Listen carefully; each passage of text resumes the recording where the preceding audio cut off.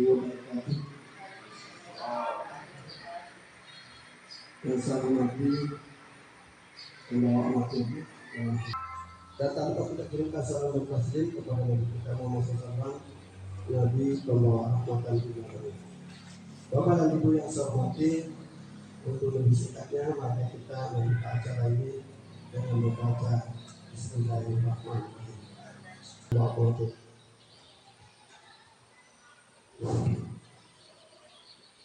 Jadi assalamualaikum warahmatullahi wabarakatuh. Yang terhormat Bapak Selaku Mwadani, yang terhormat Bapak Kepala Sekolah dan Ibu Guru yang sempat hadir pada kegiatan kita hari ini. Jadi alhamdulillah setelah kegiatan pembukaan yang disampaikan oleh Bapak Kepala SD 3 Bangka Nenek, untuk mempersingkat waktu karena banyak kegiatan ini sangat penting untuk kita semua. Jadi kami langsung saja memberikan kesempatan kepada Bapak Kepala SD 7 Bangka Nenek selaku pembawa materi kita hari ini terkait dengan aksi nyata modul 14 diseminasi budaya positif. Waktu dan tempat kami persilahkan.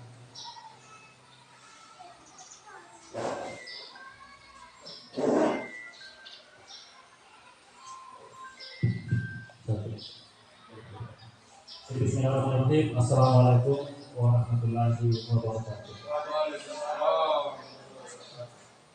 Alhamdulillah pada kesempatan ini terima kasih banyak atas kesempatan Bapak Ibu untuk kesediaannya untuk guru-guru sebentar menerima atau menyaksikan atau menyimak beberapa materi yang kami dapatkan di pendidikan guru penggerak. Jadi insya Allah saya akan menyampaikan sebisa mungkin bagaimana supaya Bapak Ibu bisa memahami apa yang saya sampaikan pada kesempatan ini. Jadi saya langsung saja Bapak Ibu. Ya, jadi pada kesempatan ini, ya ini aksi nyata modul 14 ini khusus untuk JGT. Kemudian diseminasi budaya positif itu artinya bagaimana kita menyampaikan materi yang kami dapatkan di pendidikan guru penggerak. Jadi sudah dua kegiatan. Ini terkait dengan modul 14. Jadi modul 14 di JGT itu adalah budaya positif. Nah, kemudian apa itu budaya positif? Jadi budaya positif itu adalah nilai-nilai atau kebiasaan-kebiasaan di sekolah yang berpihak kepada peserta didik agar mereka dapat berkembang menjadi pribadi yang kritis, penuh hormat dan tanggung jawab. Jadi itu yang dimaksudkan dengan budaya positif. Nah, kalau pada pembelajaran ke-13 itu kita kenal dengan karakter siswa. Ya, sama, cuma bunyinya yang beda. Kemudian perlu saya sampaikan bahwa di pendidikan guru penggerak itu yang tadinya kita dapatkan waktu kuliah bahwasanya anak-anak itu adalah lahir diibaratkan seperti kertas kosong, artinya yang benar itu jadi atau lahir kita ibaratkan kertas kosong artinya tidak ada apa-apa. Nah, di pendidikan guru penggerak yang dipelajari itu adalah filosofi Ki Hajar Dewantara, mengubah kebijakan tersebut atau mengubah filosofi yang selama ini kita lakukan di sekolah, yaitu menganggap peserta didik kita sebagai peserta atau kertas kosong. Nah, apa filosofi dari Ki Hajar Dewantara? Yaitu peserta didik masing-masing sejak lahir mempunyai kodrat tertentu. Artinya anak-anak bukan lahir sebagai kertas kosong, tetapi anak-anak lahir membawa suatu kodrat atau ada sifat tertentu yang dibawa anak sejak lahir. Nah, itulah tugas kita selaku pendidik untuk mengembangkannya supaya tidak berjalan ke arah yang negatif. Contoh, misalnya Ada anak-anak yang lahir misalnya bakatnya main bola. Nah inilah tugas kita sebagai pendidik, bagaimana mengarahkan anak tersebut supaya dapat mengembangkan bakatnya.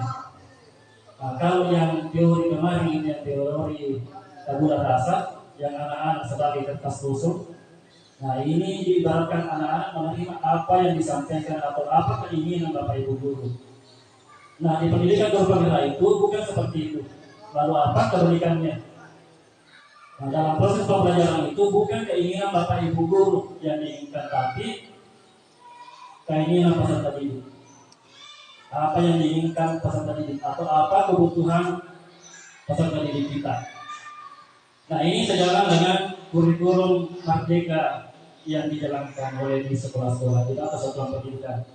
Maksudnya ini kurikulum Merdeka bukan maksudnya bahwa anak-anak merdeka apa yang ingin dipelajari itu yang dia minta, bukan seperti itu maksudnya. Bukan seperti misalnya anak-anak mau olahraga, Bapak Ibu saya mau olahraga, dikasih, tidak seperti itu. Nah lalu apa maksudnya merdeka? Jadi maksudnya merdeka itu Bapak Ibu bahwa anak-anak tidak merasa mengikuti keinginan Bapak Ibu guru atau selaku tenaga pendidik. Ada misalnya Bapak Ibu guru materinya misalnya maka kita mengeluarkan harus ini yang kau pelajari. Tidak seperti itu Bapak Ibu. Jadi di kurikulum merdeka itu misalnya di silabus waktu ke-13 misalnya materi memasak misalnya. Bukan kita yang menentukan bahwa kita memasak ikan, kita membakar ikan bakar, kita menggoreng ikan, bukan seperti itu. Nah, kita tawarkan sesuai dengan kurikulum merdeka itu, kita tawarkan kepada siswa apa yang diminati oleh peserta didik kita. Nah, biasanya anak-anak ada yang suka, saya suka Pak misalnya ikan goreng, saya sukanya ikan masak, dia sukanya misalnya ini dan seterusnya. Nah inilah maksudnya dari Merdeka Belajar. Jadi bukan maksudnya itu anak-anak merdeka, bukan dalam arti yang bebas. Jadi bukan bebasnya. Artinya merdeka adalah bagaimana kita selaku pendidik membawakan pembelajaran, kemudian anak-anak merasa senang. Supaya merasa senang, maka Bapak Ibu guru harus tahu bahwa ini peserta didik A misalnya sukanya seperti ini. Ini yang B suka seperti ini. Kemudian ada juga gaya belajar peserta didik kita. Jadi gaya belajar itu ada 3 macam. Ada gaya belajar visual, kemudian ada kinestetik, kemudian ada audio. Jadi ada anak-anak yang pemahamannya ketika dijelaskan suka cepat masuk, cepat dipahami ketika kita jelaskan. Ada juga anak-anak atau peserta didik kita yang cepat memahami ketika langsung melihat langsung. Kemudian ada juga anak-anak yang sukanya kinestetik. Maksudnya itu kinestetik adalah anak-anak yang aktif. Biasanya anak-anak yang seperti ini sukanya praktik-praktik. Jadi dia cepat memahami kalau dia yang praktikkan sendiri atau dia yang melakukan sendiri. Nah inilah yang perlu dipahami oleh Bapak Ibu guru selaku tenaga pendidik. Jangan sampai misalnya anak-anaknya atau peserta didiknya suka praktik, nah kita tampilkan video. Jangan sampai misalnya anak-anak cepat dipahami ketika dijelaskan secara langsung, kita langsung praktik dulu. Nah inilah maksudnya kurikulum merdeka. Jadi itu budaya positif. Jadi budaya positif ini di guru penggerak disebut sebagai nilai-nilai kebajikan seperti saling menghargai, kemudian jujur, kemudian saling menyayangi, sama seperti karakter di kurikulum 2013. Kemudian selanjutnya ini perubahan paradigma belajar yang didapatkan dari pendidikan guru penggerak. Apa itu yang pertama? Jadi ini awalnya adalah berpusat pada guru. Jadi pembelajaran itu adalah berpusat pada guru atau biasa disebut dengan teacher center, yang menjadi pembelajaran kemudian berpusat pada peserta didik yaitu student center.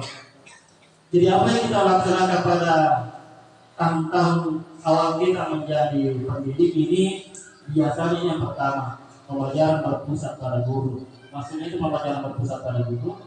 Apa yang kita inginkan Bapak Ibu guru sebagai pendidik, misalnya kita sudah rancang RPP, kita mau ini nanti, kita mau ini, maka itulah yang kita lakukan di kelas.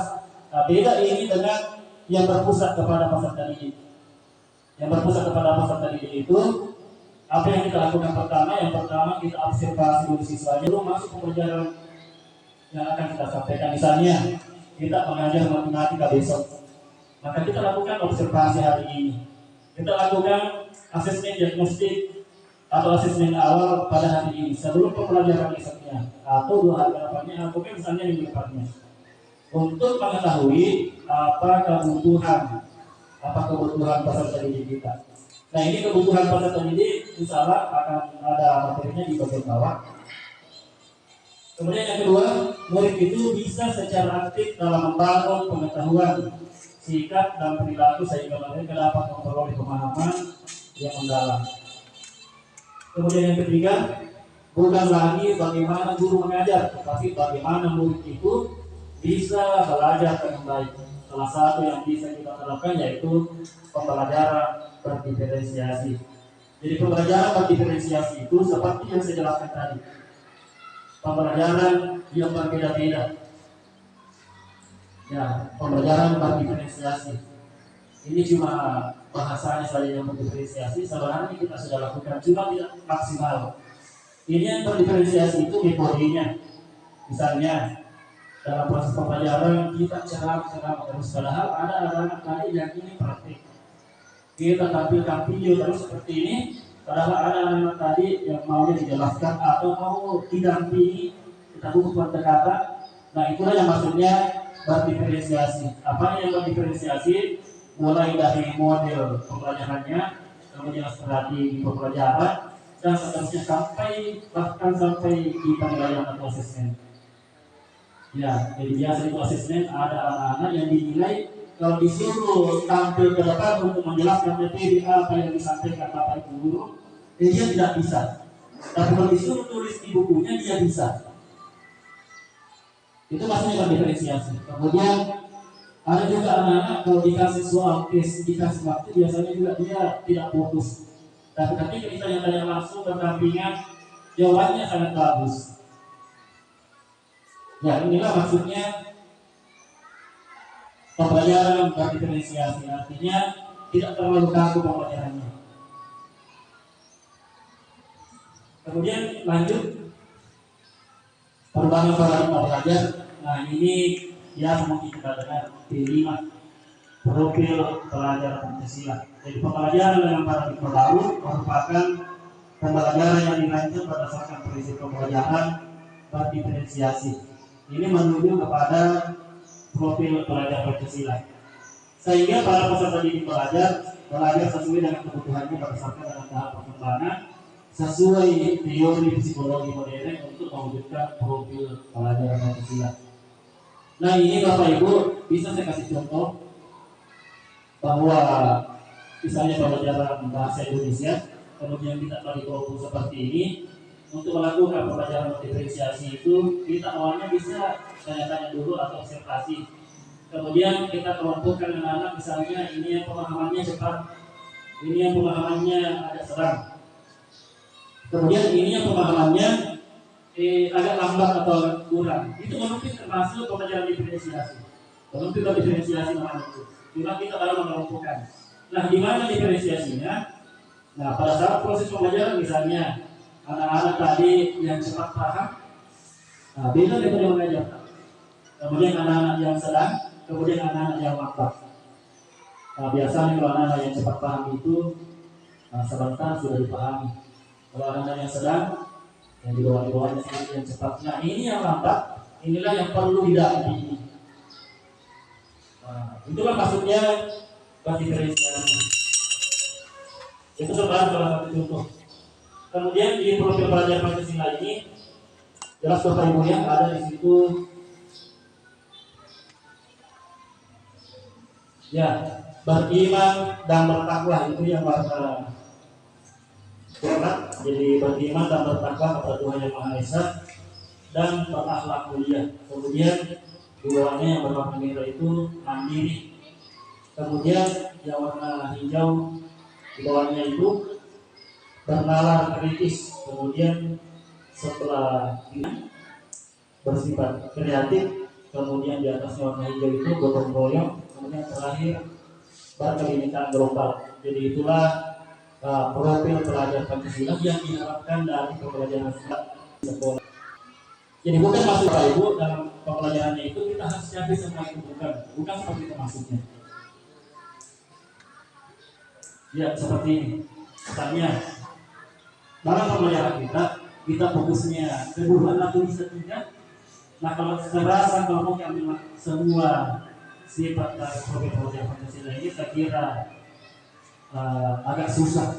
Jadi menurut Dr. William Lesser, jadi apa di situ teorinya? Jelas Bapak Ibu ya? Jadi ada di situ ilusi guru mengontrol murid. Jadi ini kita tidak dapat memaksa murid untuk berbuat sesuatu jika mereka memilih untuk tidak melakukannya. Biasa ya seperti ini yang kita lakukan di kelas. Anaknya ini tidak bisa ini Bapak, tidak bisa ini Bu. Maka kita cek dulu, lalu anakku mau yang bagaimana? Itulah maksudnya yang kurikulum merdeka. Kemudian ada ilusi bahwa kritik dan membuat orang merasa bersalah, kemudian dapat menguatkan karakter, jadi menggunakan kritik dan merasa bersalah untuk mengontrol murid menuju kepada identitas yang gagal. Jadi saya ulangi, menggunakan kritik dan rasa bersalah untuk mengontrol murid itu cuma menuju kepada identitas yang salah. Biasanya kita supaya anak-anak terpilih belajar, kita membuat dia merasa bersalah. Contoh, tidak kasihan misalnya sama kakak, kasihan sama yang bapak yang di rumah, setengah mati, jam uang, baru kita ke sekolah. Nah itu merupakan identitas yang gagal Bapak Ibu. Jadi tidak seperti itu. Kemudian ada ilusi yang ketiga, yaitu ilusi bahwa semua penguatan positif, efektif, dan bermanfaat, yaitu segala usaha untuk mempengaruhi murid agar mengulangi suatu perilaku tertentu, yaitu suatu usaha untuk mengontrol murid tersebut dalam jangka waktu tertentu. Murid akan menyadarinya dan mencoba untuk mengolah murid tersebut dan bisa takut kepada pendapat guru. Kemudian ada ilusi yang keempat bahwa orang dewasa memiliki hak untuk memaksa. Ini juga yang tidak boleh berkait. Jadi selanjutnya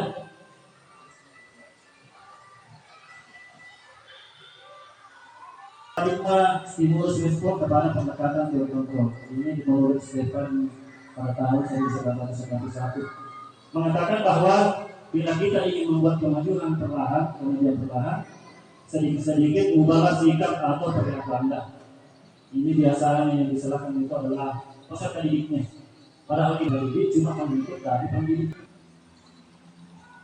Namun bila kita ingin memperbaiki cara-cara utama kita, maka kita perlu mengubah kerangka acuan kita. Ubahlah bagaimana Anda melihat dunia, bagaimana Anda berpikir tentang manusia. Kemudian ubahlah paradigma Anda, skema pemahaman, dan menjelaskan aspek-aspek tertentu tentang realitas.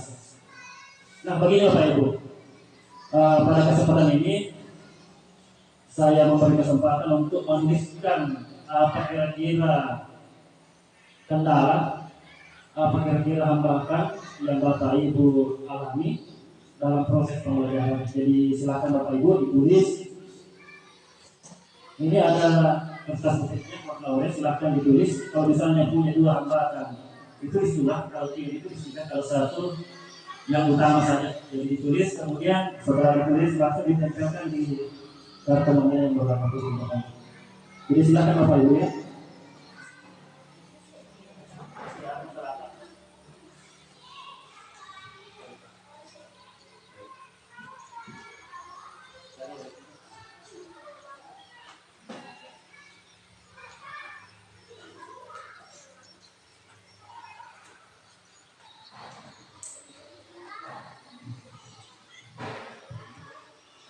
Ya silakan ditulis Bapak Ibu, kemudian ditempelkan di depan apa kira-kira masalah apa kira-kira kita dalam proses pembelajaran di kelas, bahkan di sekolah juga bisa. Apa kira-kira hambatan kendalanya, apa menjadi batasan kita supaya pembelajaran di kelas itu terbatas atau tidak maksimal? Ya, silakan ditulis Bapak Ibu.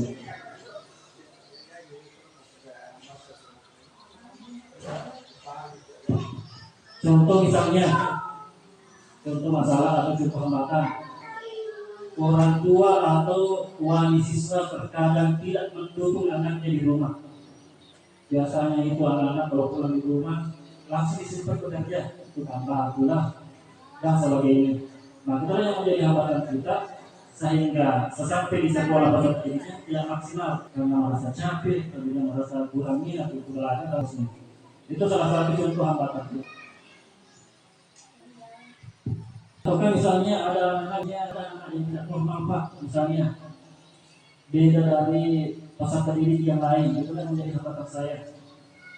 Karena biasa di kelas itu ada anak-anak yang memang perilakunya agak lain dari temannya. Ataukah misalnya ada hambatan lain, misalnya fasilitas sekolah misalnya kurang memadai atau kurang lengkap.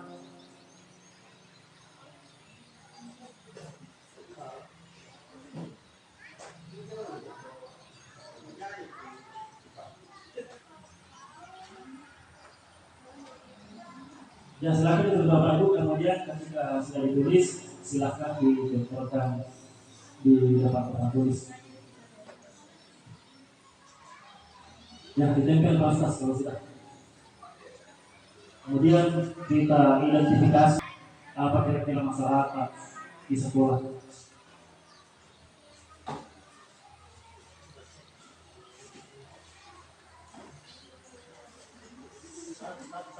Ya, tidak.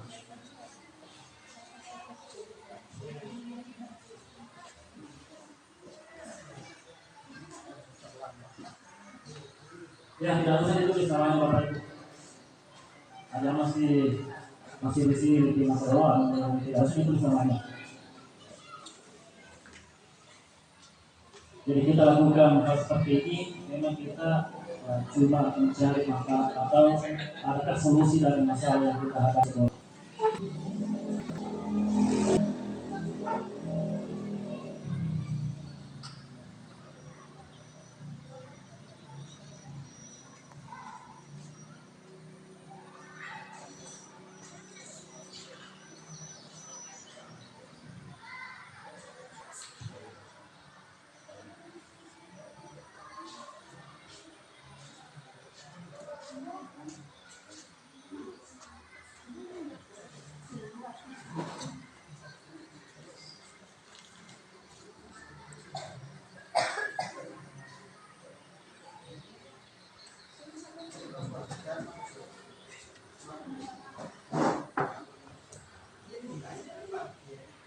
Ya ini sudah ada beberapa catatan Bapak Ibu.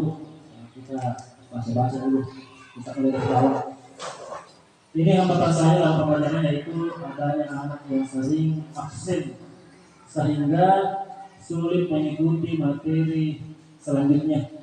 Jadi biasanya ada anak yang sering tidak hadir di sekolah atau tidak sering ke sekolah. Lalu kira-kira bagaimana cara mengatasinya Bapak Ibu? Jadi ada mungkin pendapat atau sumber suara. Ini masalahnya tadi adanya anak yang sering absen sehingga sulit mengikuti materi selanjutnya. Ini bukan lagi sulit mengikuti materi, ini ketinggalan materi kalau sering tidak hadir. Kira-kira bagaimana cara mengatasinya Bapak Ibu? Ya silakan Pak.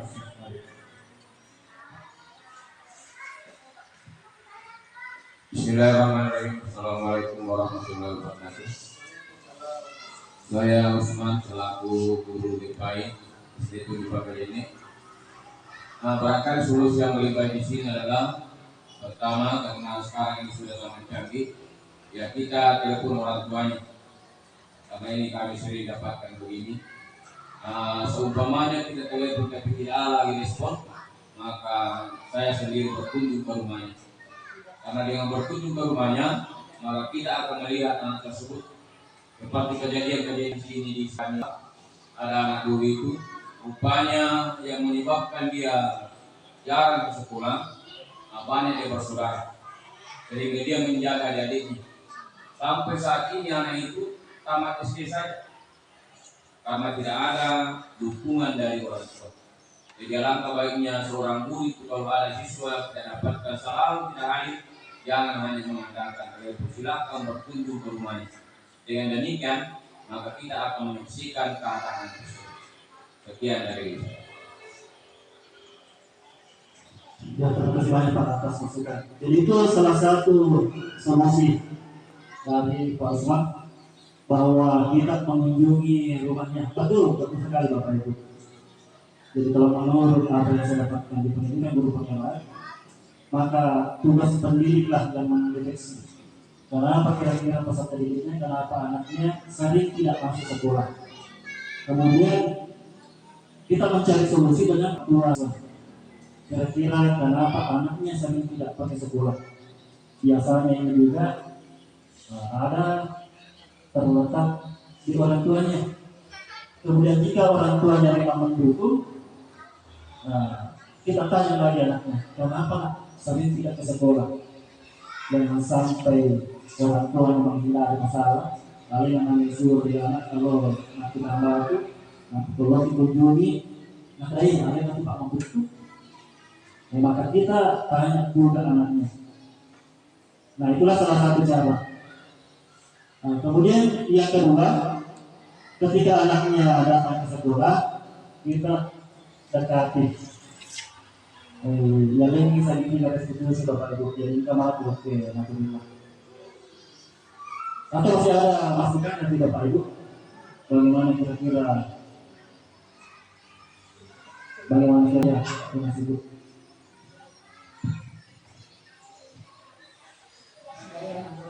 Assalamualaikum warahmatullahi wabarakatuh. Saya selaku guru kelas 6 di seluruh Jepang dan sering mendapatkan apa yang saya dapatkan tadi. Saya sudah melakukan apa yang dikatakan saudara kita Bapak Usman, bahwa saya tahu orang tuanya sudah saya kata, saya datang orang tuanya, saya sudah kata, kemudian dia datang di sekolah, tadi saya marah, kalau saya tidak bisa, kalau dia sudah saya marah baru ini saya bujuk-bujuk, tapi masih saja berlaku apa yang tidak diinginkan. Bahkan ada yang datang di belakang sekolah tidak sampai sekejar-kejar, tidak kemana.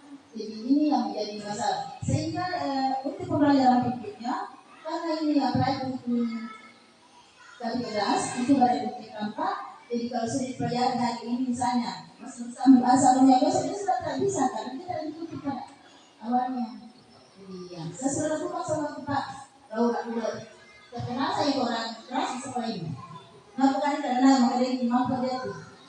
Dia satu itu Pak. Saya sudah lakukan semua. Kalau jauh itu, akan sampai tahun lalu ada siswa saya tidak sempat ikut ujian. Saya datang di rumahnya, orang tuanya kembali, sudah jam 9 jam 10, saya sama guru semua di sini. Saya datang berapa guru dengan siswa. Jam 9, jam 10 saya datang Pak, nanti dia bangun saya datang begitu. Berapa kali Pak saya datang begitu. Jadi yang jadi masalah kami di sekolah ini sudah saya lakukan semua Pak. Dia mau berlawan dan berlawan tidak mana. Orang itu kita coba kita punya, ya begitu. Ya sekira saya pendapat saya. Terima kasih semuanya. Ya, terima kasih banyak Bu atas masukan.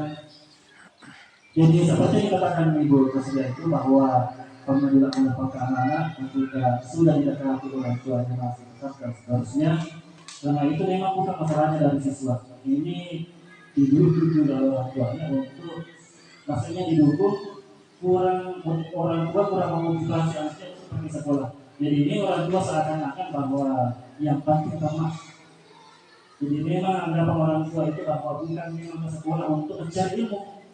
Nah, bahwa orang tua itu memang untuk menyuruh anaknya sekolah yang penting sama SD kemudian mendapat ijazah. Nah inilah kira-kira masalah yang diungkapkan oleh Ibu Kasria. Seperti yang dibahasakan tadi Pak Usman bahwa kita kunjungi rumahnya, bicara dengan orang tuanya. Nah ketika kita dapat yang seperti ini, orang tua juga seperti itu, Nah, berarti masalahnya bukan terletak pada anak. Ini juga kurang orang tua, kurang memotivasi anak. Kira-kira apa yang kita perlu lakukan? Ini tugas bersama yang seperti itu. Yang pertama itu biasanya kita memberikan pemahaman dulu kepada orang tuanya. Nah, kalau orang tuanya tidak memahami, tidak menyadari pentingnya pendidikan, maka anak tetap seperti itu. Nah, kemudian ketika dilakukan seperti itu, orang tuanya masih tetap seperti itu, salah satu cara anaknya kita dekati dengan maksimal. Maksudnya jika ada perubahan sedikit, maka kita lanjutkan pendekatannya. Tapi kalau tidak ada perubahan, akhirnya hanya bisa tetap berusaha bagaimana supaya bisa lebih maksimal. Jadi tugas seperti itu tugas kita sebagai pendidik. Ada tadi di materi-materi awal, kita tidak bisa memaksa mereka dengan dipaksa. Maka harus masih kurang resul di usia kita, pasti masih kurang seperti itu Bapak Ibu. Jadi tugasnya Bapak Ibu guru itu di sekolah memang cuma untuk berusaha. Yang kedua yang berat Bapak Ibu, ibu mesti masuk dalam ini. Ketika kita mencangkul rumput, tetap tumbuh, kita cangkul kembali, tumbuh, cangkul kembali, tumbuh. Kita cari bagaimana supaya tidak tumbuh, kita sempurna misalnya masih tumbuh. Cari lagi bagaimana supaya tidak tumbuh. Tapi kita tugas kita Bapak Ibu. Jadi bukan kita tidak memaksa maka tidak tumbuh, bukan seperti itu. Itu namanya tadi yang akhirnya memaksa peserta didik. Jadi menjadi pendidik itu memang tugas besar. Kemudian kita bahas kembali masalah yang ada di sekolah. Jadi satu lagi, ini yang pertama kurangnya alat peraga. Kemudian yang kedua anak berbakat tapi kurangnya dukungan orang tua. Jadi ada dua masalahnya. Yang pertama itu tadi kurangnya alat peraga. Nah ini kembali lagi kepada kita Bapak Ibu. Jika di sekolah kurang alat peraga, apa yang kita lakukan? Apakah kita tetap pasal guru atau tidak alat peraga? Itu saja. Kembali lagi ke kita.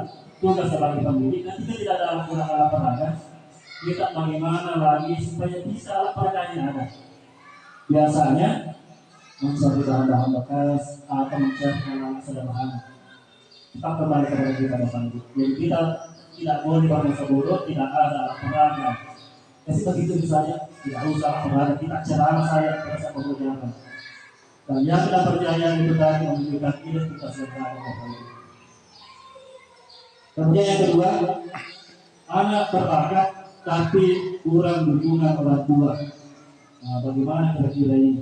Ini tanda kutip kurang didukung orang tua. Yang menjadi masalah ini ketika kita mau bimbing anaknya, tapi orang tuanya tidak mengizinkan. Tapi kalau orang tuanya mengizinkan, cuma kita kurang didukung saja, maksudnya kurang didukung, tetap diberi izin, maka kita lah selaku pendidik yang tetap mendorong anak itu. Artinya seperti ini Bapak Ibu, ketika anak-anak di sekolah itu, kalau memang orang tua tidak mau pendidik yang bagaimana mendorong itu anak supaya bisa tetap naik ke atas atau tetap bisa sukses. Begitulah tugas kita Bapak Ibu. Kalau orang tua tidak mau, kita juga orang tua saja tidak mau apalagi kita. Bukan seperti itu Bapak Ibu. Kalau seperti itu maka itu menunjukkan identitas gagal Bapak Ibu. Jadi kalau orang tua tidak mau, yang penting kita dapat izin dari orang tua, maka kita tetap lanjut membimbing anak tersebut bagaimana supaya bisa berperilaku positif atau berbudaya positif. Seperti tadi yang saya katakan bahwa anak-anak itu lahir bukan sebagai kertas kosong, tetapi membawa atau mempunyai kodrat masing-masing dalam diri anak. Seperti saya katakan tadi bahwa anak mempunyai bakat, jangan sampai orang tuanya cuma kurang modal atau tidak memahami anaknya. Yang penting kita dapat isi Bapak Ibu, kita tetap membimbing anak tersebut sambil memberi pemahaman kepada orang tuanya. Kemudian satu lagi masalah, ini kurangnya dukungan orang tua sama, kurangnya dukungan orang tua terhadap perkembangan pembelajaran tersebut ini sama, kurang aktif ke sekolah sehingga sulit ini tidak ke sekolah ya. Siswa tidak fokus pada pembelajaran karena mengingat permainan dia. Ini masalah baru Bapak Ibu. siswa yang tidak fokus pada pembelajaran karena mengingat permainan game. Jadi dia sementara belajar di sekolah tidak menjelaskan, tapi pikirannya hanya kemudian yang ada di rumah. Nah, kira-kira ada sih solusinya, bagaimana solusinya? Atau saya dulu terus menjelaskan lagi Bapak Ibu. Semua masalah yang Bapak Ibu hadapi di kelas itu, menghadapi peserta didik, ini menuju kepada kebutuhan dasar manusia. Jadi anak kita di kelas itu, ya kalau ketemu masalahnya, tetap perlu tadi ada kebutuhan dasar yang dia ingin penuhi. Contoh, angka anak-anak bercari perhatian, berdapat iris bawahnya, mengganggu si bawahnya dan seterusnya. Maka anak itu kebutuhan dasarnya bisa saja dia butuh kasih sayang, tapi kurang kasih sayang itu banget. Kemudian bisa juga cari perhatian Bapak Ibu guru. Mungkin Bapak Ibu guru kurang perhatikan anak itu. Ya, begitu maksudnya. Jadi ini kebutuhan dasar manusia. Jadi kebutuhan dasar manusia segala sesuatu yang kita lakukan untuk mendapatkan apa yang kita inginkan. Kemudian seluruh tindakan yang kita lakukan menjadi satu. Dan semua usaha terbaik yang kita lakukan adalah dalam rangka agar kebutuhan dasar kita terpenuhi dengan baik. Saya rasa bukan peserta dirinya saja seperti ini, gurunya juga.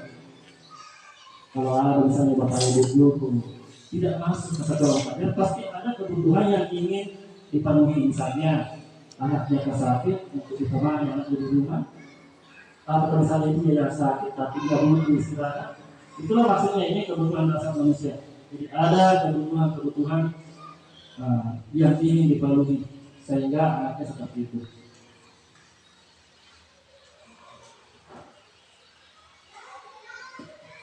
Nah ini kebutuhan anak. Jadi menurut Dr. William Glasser itu tadi ada 5 kebutuhan hidup manusia. Jadi bukan peserta didik saja. Ini yang pertama kebutuhan untuk bertahan hidup. Jadi kebutuhan fisiologis, kesehatan, rumah, dan makanan, biologis atau reproduksi. Jadi ini jelas. Kemudian yang kedua ada penguasaan kebutuhan pengakuan atas kemampuan. Nah, biasanya ini kita ada anak tidak belum seseorang suka memalak temannya. Kebutuhan apa yang ingin dia penuhi itu tadi penguasaan, dia merasa ingin menguasai temannya. Nah, kemudian itu tadi keinginan untuk dianggap berharga, kekuatan untuk mencapai sesuatu, kemudian diakui atas prestasi dan keterampilan, kemudian didengarkan dan memiliki harga diri. Seperti anak kita April. Ini yang disetujui. Ketika jam istirahat ada di situ, Pak bisa kan berlatih bernyanyi. Yang memang ada bakatnya di situ. Kemudian ada yang ketiga, dia butuh kesenangan. Ini kebutuhan untuk mencari kesenangan bermain tempat biasa. Kalau adakah proses pembelajaran, ada biasanya anak yang mengantuk, malas mendengarkan dan seterusnya. Mungkin dia kurang senang dengan cara pembelajaran yang kita bawakan, sehingga kita perlu mengganti metodenya. Tapi bagaimana caranya mengganti? Ya, kita observasi dulu aslinya, kita identifikasi dulu kenapa dia malas, kenapa dia mengantuk. Jangan sampai kita ganti metode, tapi anaknya mengantuk terimalah. Nah, jadi kita identifikasi dulu kenapa dia misalnya kurang bersemangat mengikuti pelajaran, sampai dia kurang senang. Kemudian ada yang keempat, kasih sayang dan rasa diterima. Ini kebutuhan untuk disayangi dan diterima. Kemudian kebutuhan untuk tetap terhubung dengan orang lain. Biasanya dia ada anak-anak yang sering dibully di kelas, atau ada juga anak-anak dia yang membuli temannya. Nah ini yang kebutuhan kasih sayang yang dia penuhi di sekolah. Kemudian yang kelima, kebebasan. Anak kurang bebas sehingga dia butuh kebebasan. Jadi ada kebutuhan kebebasan yang tinggi menunjukkan pilihan. Mereka perlu banyak bergerak, suka mencoba-coba dan tidak terlalu terpengaruh orang lain dan sedang mencoba hal baru dan lain. Jadi ini ciri-ciri anak-anak yang suka atau ingin memenuhi kebutuhan kebebasan itu tadi ciri-cirinya banyak bergerak, kemudian suka mencoba-coba sesuatu, kemudian tidak terpengaruh orang lain. Nah inilah anak-anak ciri-cirinya yang ingin memenuhi kebutuhan peribahasa. Ini terkait dengan kebutuhan dasar manusia. Kemudian selanjutnya,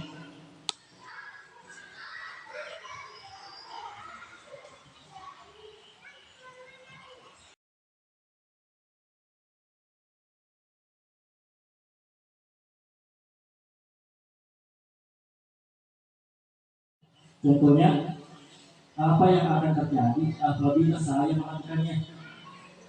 Kemudian ada yang kedua, apa yang akan saya dapatkan apabila saya melakukannya. Nah, ini beda yang ketiga. Saya akan menjadi orang seperti apa jika saya melakukannya. Nah, ini motivasi, maksudnya ketika kita ingin melakukan sesuatu, alasannya ini beda-beda. Ada yang seperti tadi yang pertama.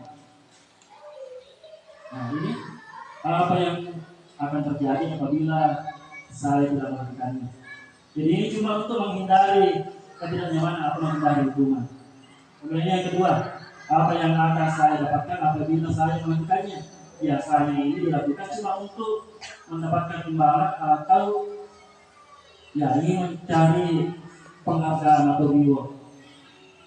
Nah, ini yang ketiga yang seharusnya untuk menghargai diri sendiri, kemudian menjadi insan yang sesuai dengan harapan kita. Inilah seharusnya saya akan seperti apa apabila saya melakukannya. Harusnya inilah yang menjadi motivasi kita dalam berperilaku atau bertindak. Jadi motivasi internal, tujuan positif. Nah, setelah kebutuhan dasar manusia, ini ada 5 posisi kontrol kita sebagai seorang pendidik. Nah, kita ini kira-kira boleh tempatkan.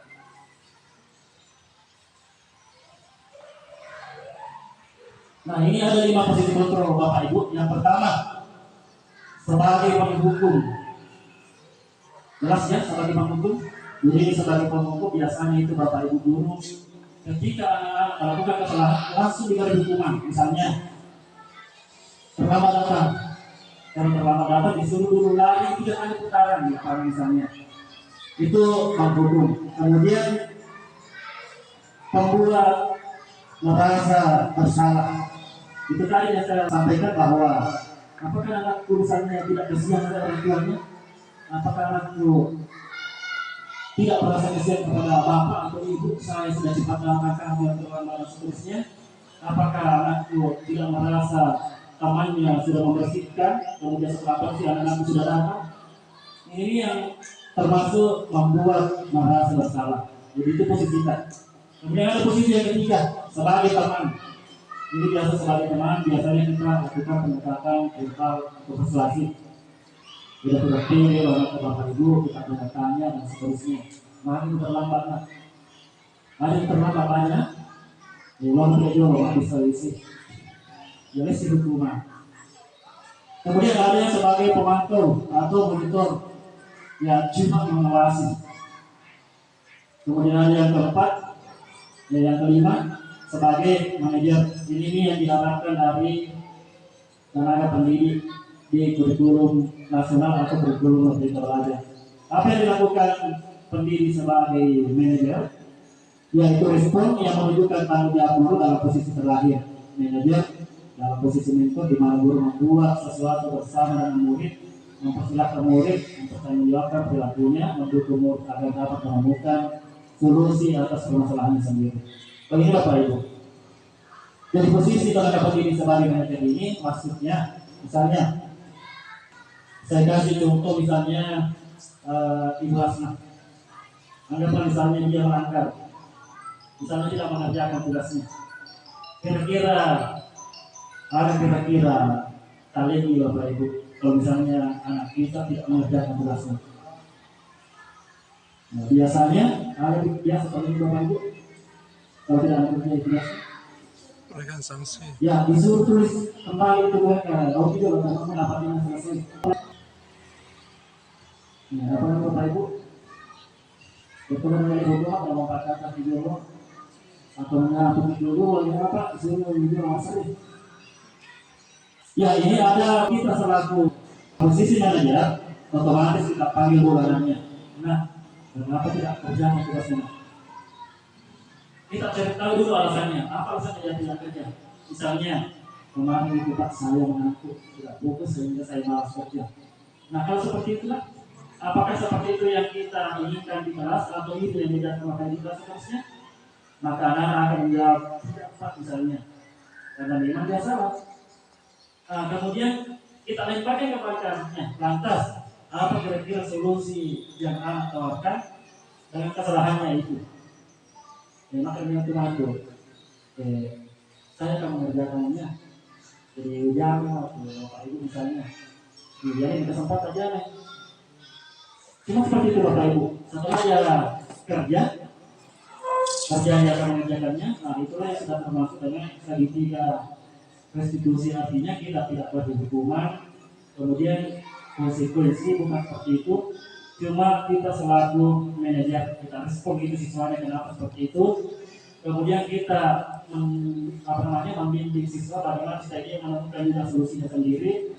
Nah, kemudian selanjutnya dilakukan.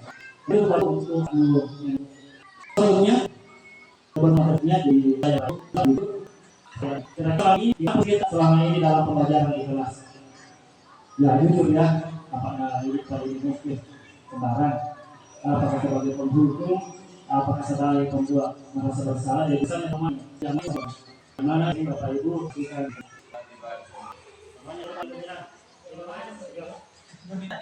biasa.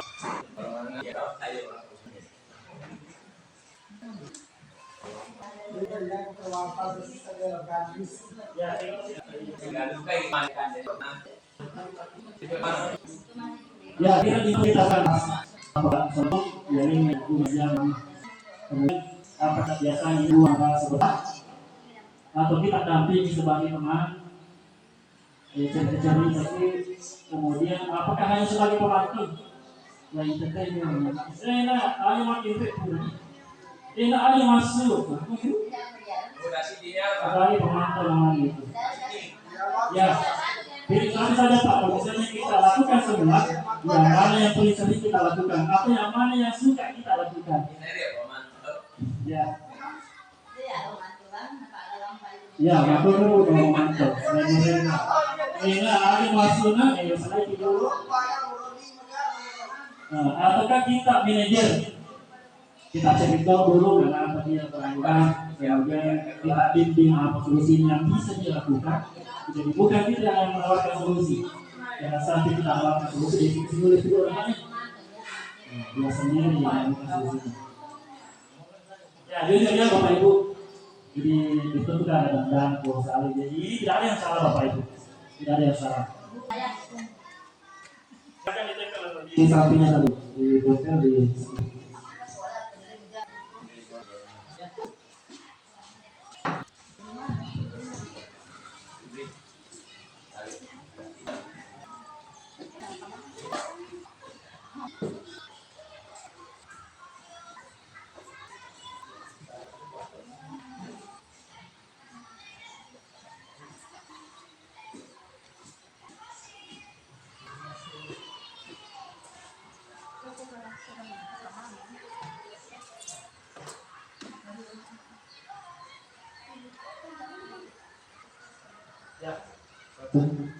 sudah ditempelnya Bapak Ibu. Jadi ini bisa dilihat posisi kita kalau sebagai penghukum ini batin kita masuk di identitas negara atau negatif, kemudian membuat peserta didik kita merasa bersalah. Nah ini yang masih agak penting yang berperilaku untuk positif, yaitu menganggap siswa kita sebagai teman, kemudian sebagai pemantau minta ceritanya dulu. Enak ada mengubah timbre dan seterusnya. Kemudian ini yang kontrol ini yang sebagai manajer. Jadi kita lihat Bapak Ibu, ini ada sebagai penghukum, kemudian pemantau sebagai manajer, teman, pemantau sebagai teman, kemudian teman, manajer. Nah, ini penghukum. Ya, kurang Bapak Ibu. Artinya ini kita masih apa namanya di apa atau kebutuhan dasar kita. Nah, saya rasa Bapak Ibu guru di sekolah itu, termasuk saya kemarin di anak itu Bapak Ibu, Saya masih masuk di sini penghukum.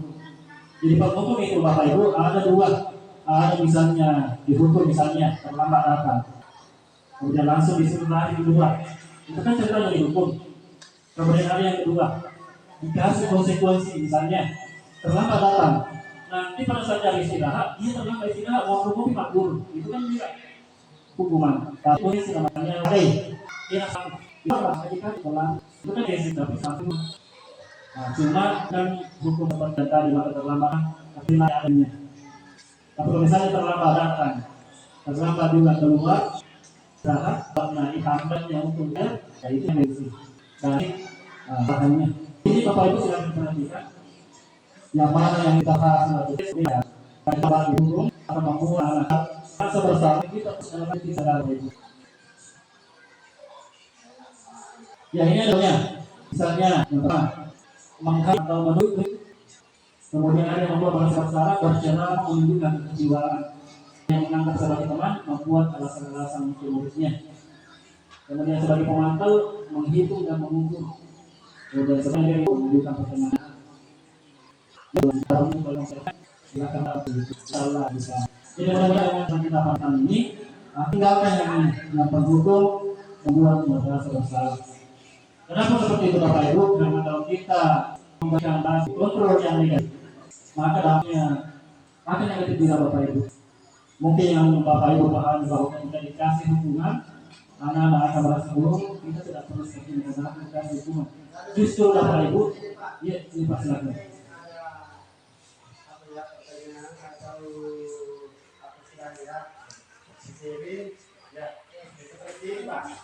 Pertama seorang anak bersalah, ketika pagi istilahnya saya tanya, saya mau cari kebetulan apa ya, buku apa ya, kebetulan apa? Saya tanya, contoh kayak gimana? Ya, contoh itu kita lakukan, contoh itu kita lakukan. Kemudian maka saya salah, masalah kita buat. Itu bagaimana? Apakah maksudnya atau di mana maksudnya di penghukum atau menurut atau Dipanggil anaknya, kemudian ditanya berapa pasukan, lalu ada semuanya. bukan sekarang ditanya kan nggak dia bawa ini serukan nggak sistem belajar itu ngomong itu Iya. kan bisa belajar ya ada tapi Sudah setiap hari terlambat. Ya, artinya begini Bapak Ibu, anggaplah misalnya sudah berulang kesalahannya. Misalnya dipanggil bertanya, kenapa terlambat nih? Begadang kan dia tadi mau apa? Coba sebenarnya kategori apakah itu yang anak gue lakukan sudah halal atau tidak? Salah Pak, bisa masalah salah. Betul. Sebenarnya itu awalnya itu kita masuk di manajer yang dipanggil katanya coba karena salah. Ketika anak menyadari bahwa yang saya lakukan itu salah, kita tidak kasih hukuman, ada keseluruhan.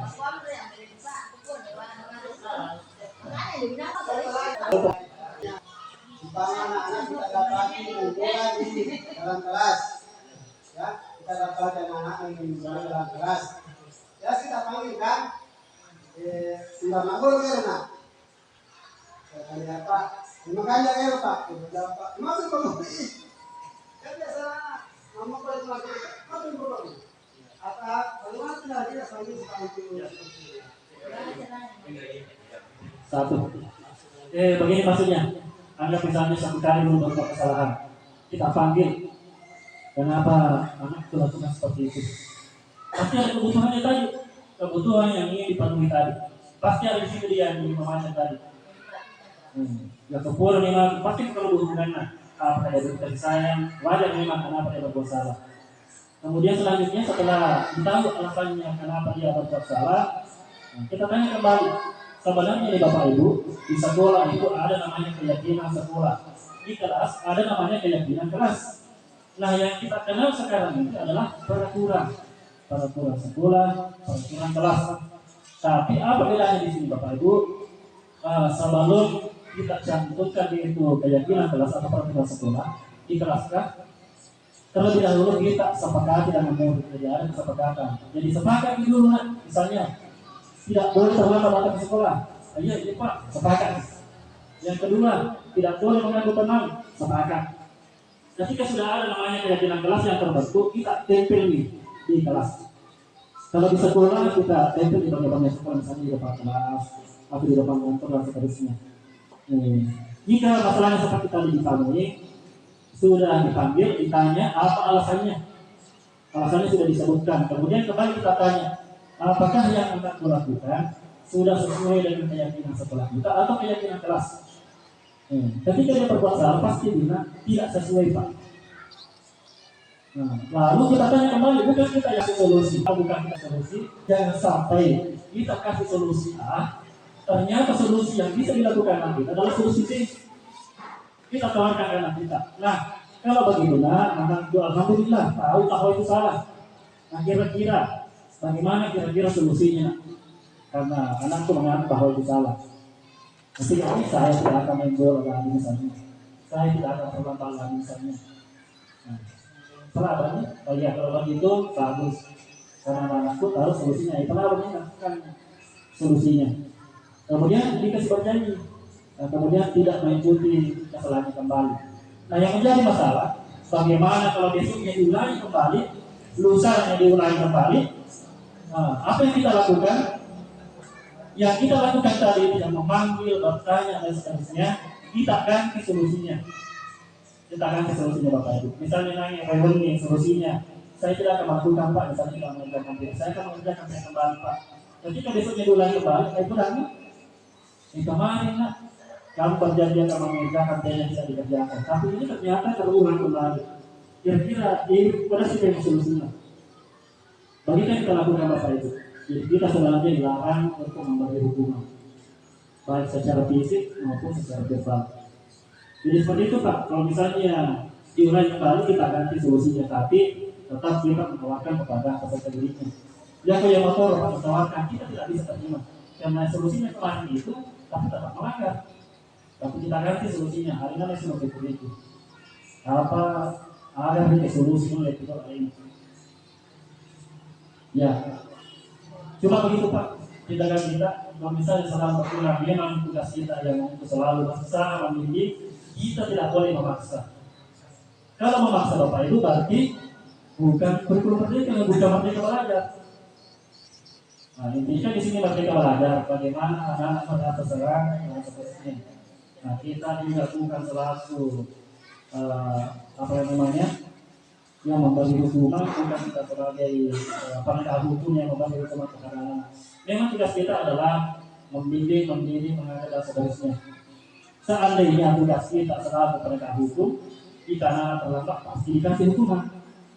Anak-anak tidak mengerjakan TS, otomatis dikasih hukuman. Nah, itu bukan tugas kita Bapak Ibu.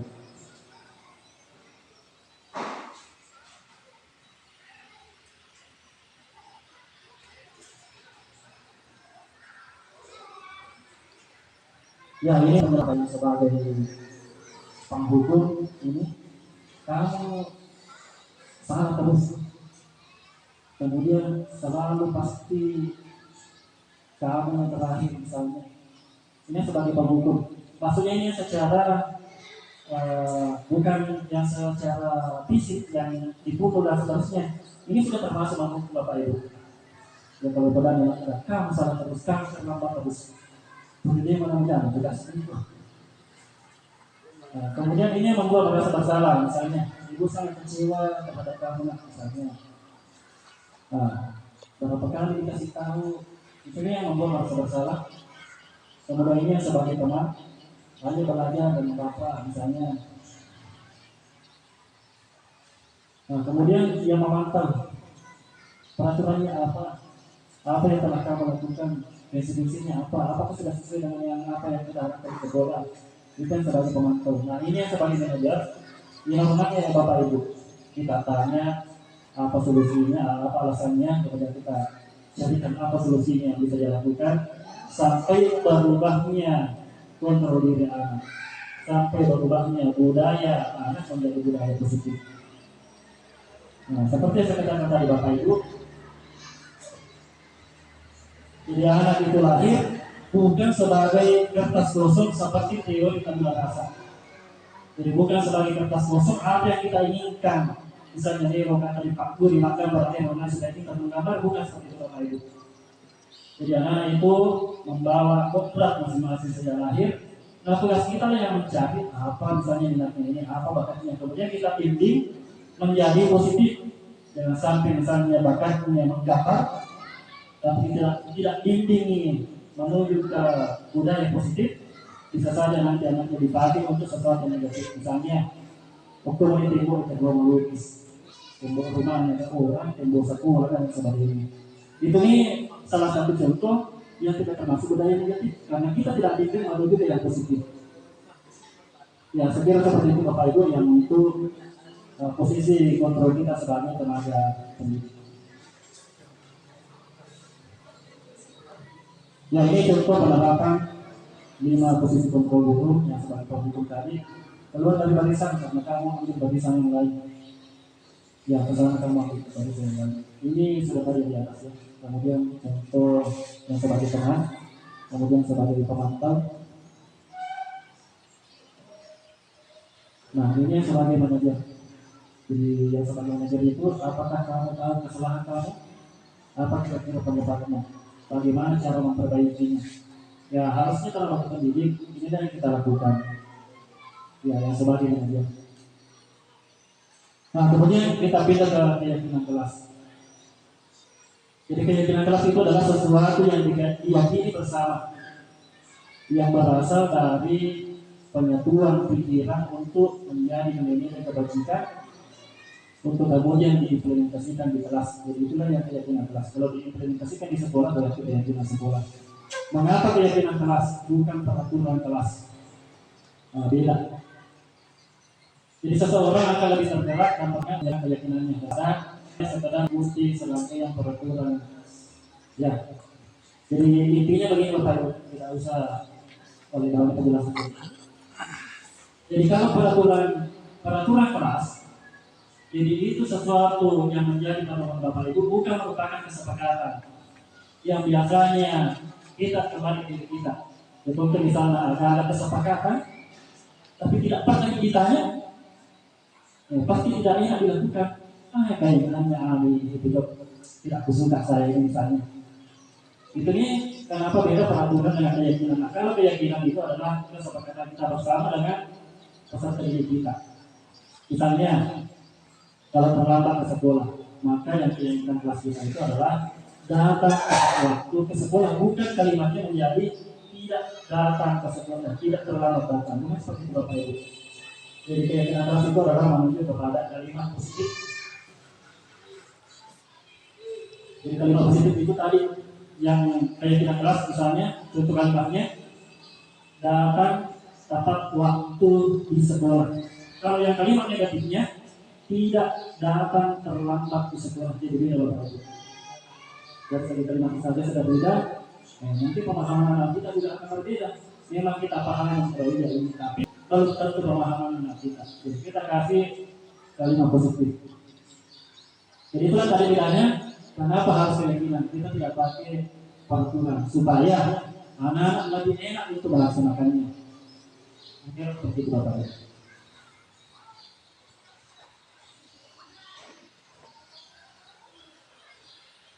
Nah ini bagaimana pembentukan keyakinan kelas.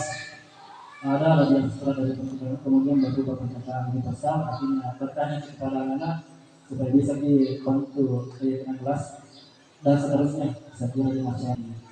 Kemudian saya kan menjelaskan tentunya jika kemudian peserta didik kita. Kalau di sekolah biasanya tuan guru, warga sekolah, pemerintah, dan sebagainya itu kalau keyakinan sekolah. Nah ini keyakinan. Ini contoh poster yang kita tempel di kelas. Contoh keyakinan kelas misalnya berdoa sebelum dan sesudah pembelajaran dimulai. Kemudian menjaga kebersihan kelas. Kemudian tepat waktu masuk kelas. Kemudian menjaga etika sopan bahasa. Jadi ini merupakan contoh poster yang kita tempelkan di kelas. Ini namanya keyakinan kelas. Bisa ditambah Bapak Ibu.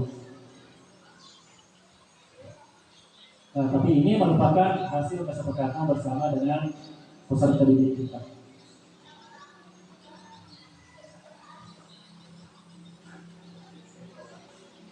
Tapi ini bagaimana supaya kita bisa ini nih bukan apa itu Bapak Ibu dari institusi kita berisi bagi peserta didik untuk bagi kesalahan kita mari bisa kami berikan karakter yang lebih dengan kesalahan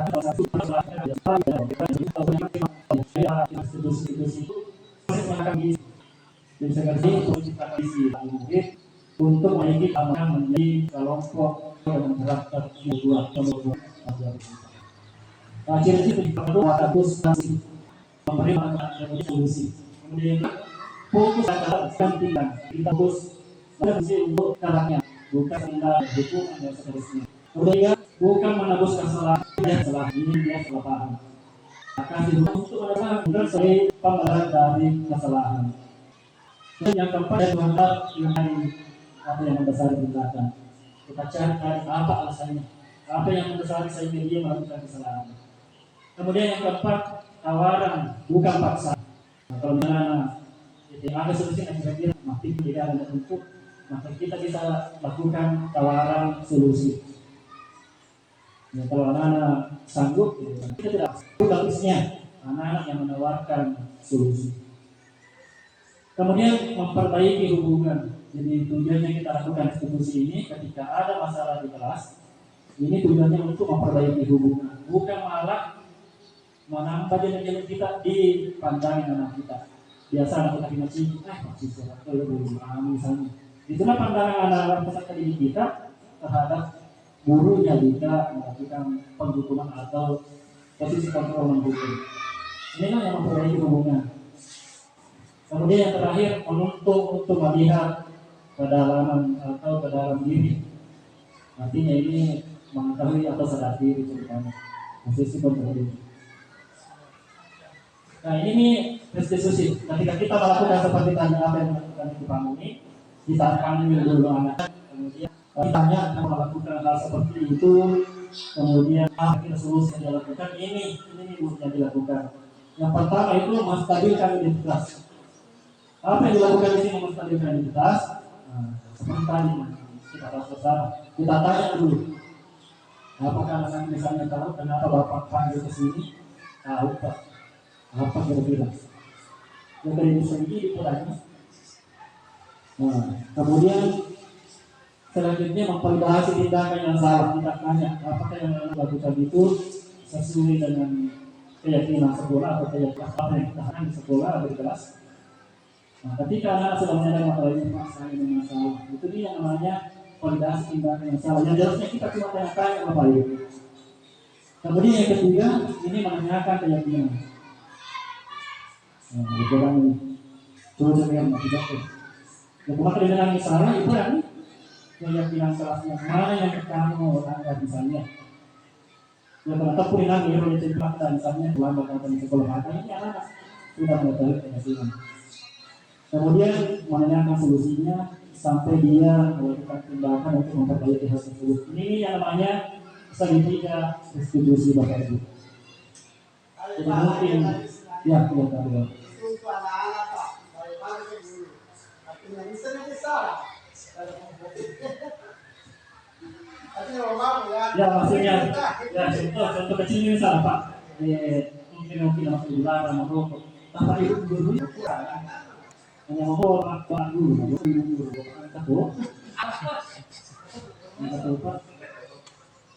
Nah, bagaimana hal yang seperti itu? Apakah kita lakukan seperti ini? Bisa Bapak Ibu. Siapa yang lakukan? Otomatis kepala sekolah yang lakukan. Kita panggil misalnya ibu gurunya atau bapak gurunya.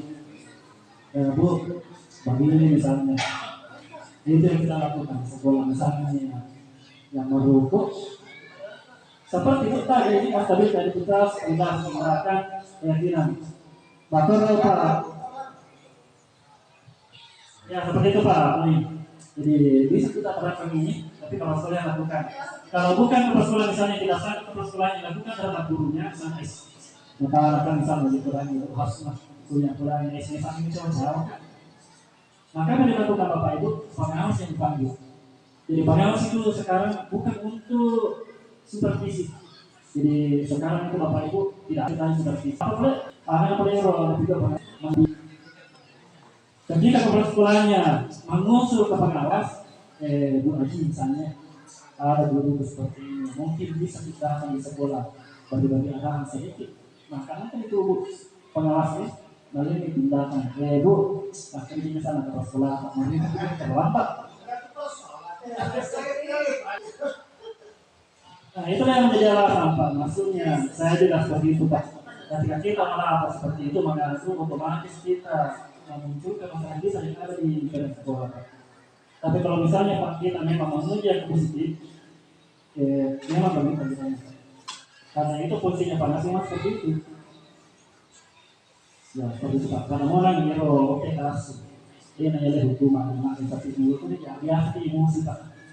Apalagi tanda tuh enggak seterusnya. Betul Bu, masih biasa. Jadi ini Bu yang namanya posisi atau sekitar posisi. Kasih ke contoh videonya Pak, nggak usah Pak.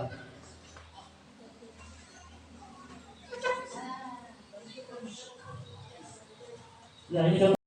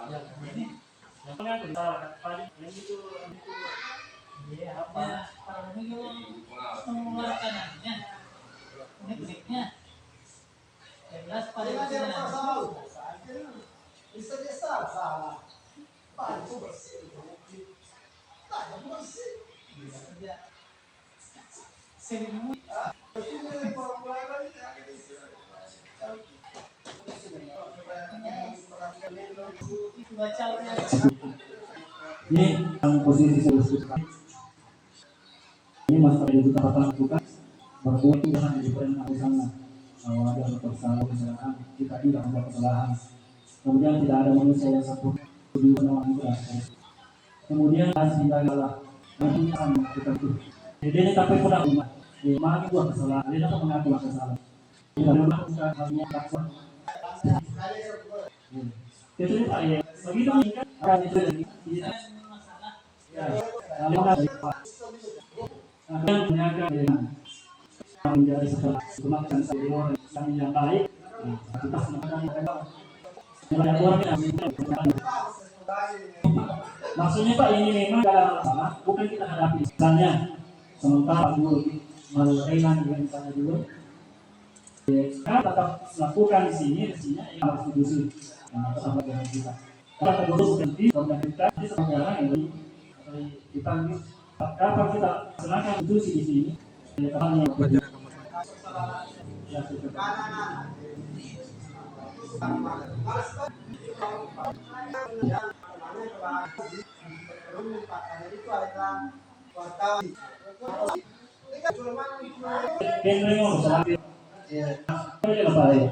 biasanya kalau dipakai anak-anak diberi bulir otomatis ini yang makanya pasti lo lakukan kalau ya caranya dipanggil pagi yang panggil langsung lo bantu mana kenapa kalau pak lo nonton tentu lo nonton tapi bagaimana caranya dipanggil pak kita misalnya barusan kalau terdapat sama kita ini berbeda waktu firman dua supaya masalah karena informasinya bukan manusia dan saya kata ini lo nonton begitu tadi kapan misalnya kita caranya memanggil seperti itu kan bilang lalu kita cuma hentikan dulu tadi di bawah istirahat misalnya waktu masuk di sekolahnya tidak sih pak tidak ya kalau misalnya macet sampai lo itu istirahat kami tadi masih bisa bicara sekarang mana boleh kan ya Jangan disampaikan di situ kalau saya. Ada disampaikan kalau sementara ini marahnya. Kemudian jangan sampai ke pokoknya dia sudah ditaguran. Dia terlalu saya. Jangan sampaikan juga anak bahwa lo masuk dari sekolah. Tidak boleh. Nah, nanti setelah masuk di kelas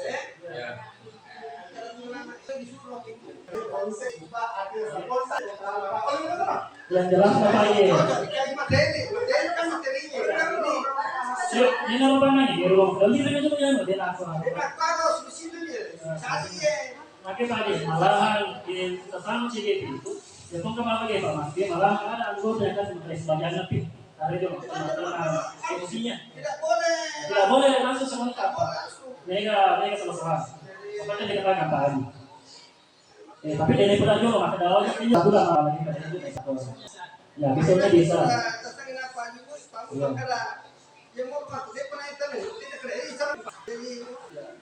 yang menjadi diskusi kemarin kalau misalnya kesalahan lagi ya kalau Pak Beni Bapak itu misalnya Pak Adi bin Yuli ini nama menjadi diskusi dan anggota CGT maka dari Pak Beni Pak Beni bicara Pak Beni malah kemudian ke kemudian ini maka kalau saya kemarin itu Bu saya tidak kasih perkara minimal bukan yang pulang sekolah ini kenapa seperti itu karena kalau kita tidak selesaikan sampai di rumah tidak ada penyelesaian atau negara karena tidak mati atau dia bergeng ini sebenarnya teman-teman otomatis datang ke sekolah orang tuanya seperti itu Bapak Ibu jadi kalau menurut saya kemarin itu saya kasih tidak tinggal sampai misalnya 2 hari ke depannya dan seterusnya dan kayak tadi makanya ya nah ini ya kalau istilahnya ya pokoknya misalnya dengan pikirmu silang palmo itu ini kalau dibalik aja lo bilang pernah pacaran aja minta lagi saya mau bikin sana ada pelajaran tadi di Asia masuk bawahnya jadi kita ikut di sini Bapak Ibu kita lakukan segitiga distribusi seperti itu Bapak Ibu ya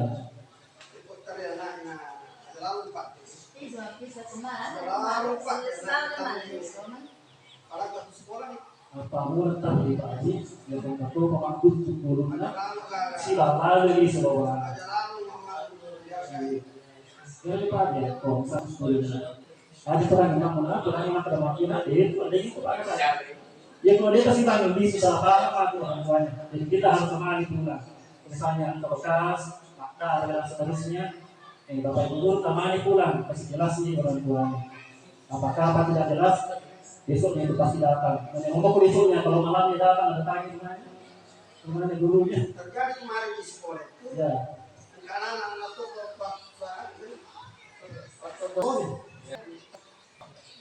jadi satu jam, pada kan.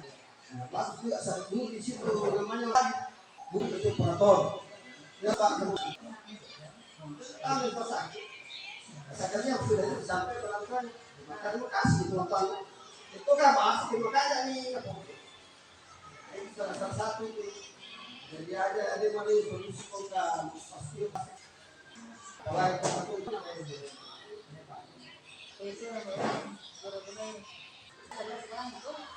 Ya seperti itu Bapak Ibu, seperti yang disampaikan tadi Pak Muji, kemudian Pak Ibu Nabi, bahwa ketika kita punya masalah di sekolah, memang harus segera diselesaikan, dituntaskan. Pada tidak yang itu tadi, mungkin masa kerjaan dan kemudian lewat di luar itu yang harus paman memang atau kelas. Nah karena kita itu salah satu kita terlambat ya dengan Yasmin. Maka itu kira apa sih orang memakai salah satu kata yang itu sudah ini sudah apa? Nah, kita tidak paham seperti itu.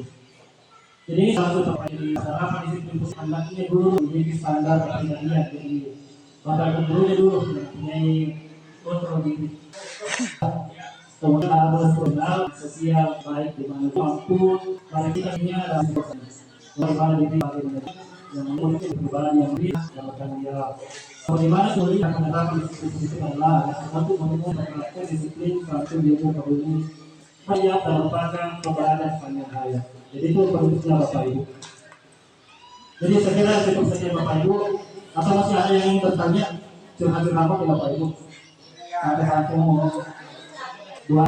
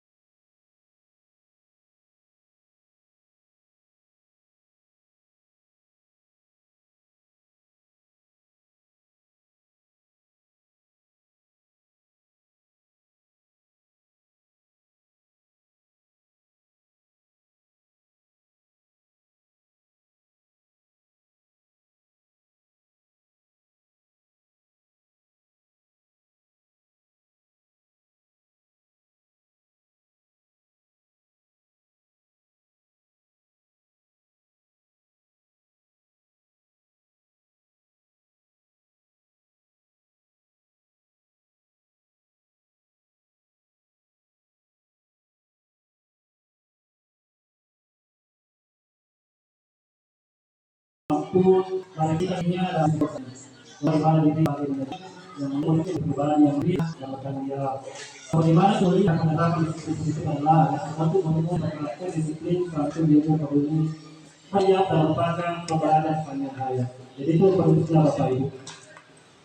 Jadi saya kira cukup saja Bapak Ibu. Atau masih ada yang ingin bertanya? Curhat-curhat apa Bapak Ibu? Ada satu mau dua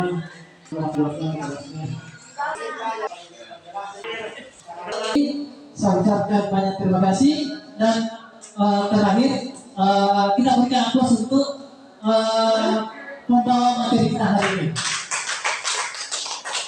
Ya, sekian wabillahi taufiq wal hidayah. Assalamualaikum warahmatullahi wabarakatuh.